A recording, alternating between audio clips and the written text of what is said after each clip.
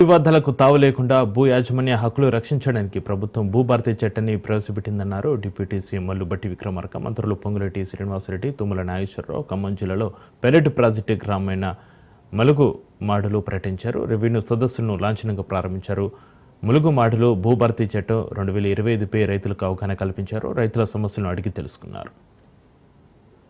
వచ్చి గందరగోళం చేసింది రైతులకి భూమిపై ఉన్నటువంటి హక్కులకు సంబంధించి. ఈ ధరణిని బంగాళాఖాతంలో వేసేస్తాం, ప్రజలుగా పనికొచ్చేటువంటి ఒక చట్టాన్ని తీసుకొని వస్తామని చెప్పి మాట ఇచ్చాం.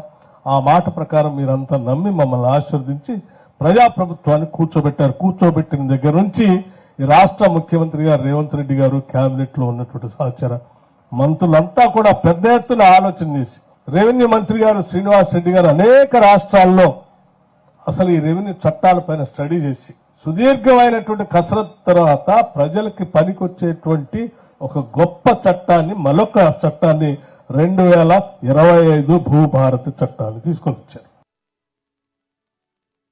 భూమిపై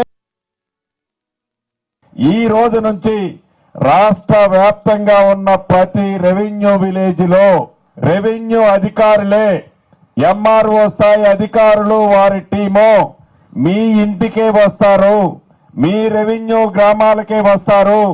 ఏ ఆఫీసు చుట్టూ ఎవరు వెళ్ళనవసరం లేదు.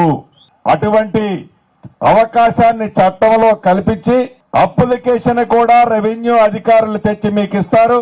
మీ సమస్యని ఒక చిన్న టిక్కు పెడితే చాలు, ₹1 కూడా ఫీజు తీసుకోకుండా ఈ చట్టాన్ని అమలు చేయాలని చిత్తశుద్ధితో ఈ చట్టం మీ చుట్టంలాగా మీ దగ్గరికి రాష్ట్ర వ్యాప్తంగా ఈ రోజు నుంచి మీకు పంపించడం జరిగింది. ఆగస్టు 15వ తారీఖు నాటికి మీ భూమి సమస్యలని ఈ భూభారతి చట్టం మన ప్రభుత్వం ద్వారా తీసుకొచ్చిన చట్టం ద్వారా మీ సమస్యలన్నీ పరిష్కారం అవుతున్నాయి.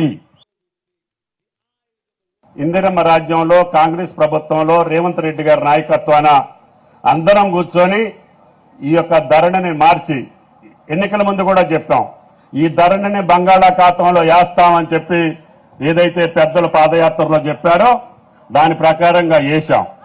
కానీ తీసిన ఈ భూభారతి అందరికీ సంతోషంగా ఆనందంగా ఉండాలి అంటే ఇప్పుడు పెట్టినటువంటి టెక్నాలజీ వల్ల అతి త్వరలో అత్యంత నిక్కచ్చిగా చేసే అవకాశం ఉందని చెప్పి మిట్టల్ గారు చెప్పారు. కేవలం 1-2 సెంటీమీటర్ల ద్వారానే మనం దాన్ని సరి చేసుకోవచ్చు. అందుకని డ్రోన్ తోటి పాటు ఈ ఐఐఎస్ యొక్క సంస్థ ద్వారా అక్యురేట్ గా వచ్చే సంస్థల్ని ఈ గ్రామం పైలట్ గా తీసుకున్నాం.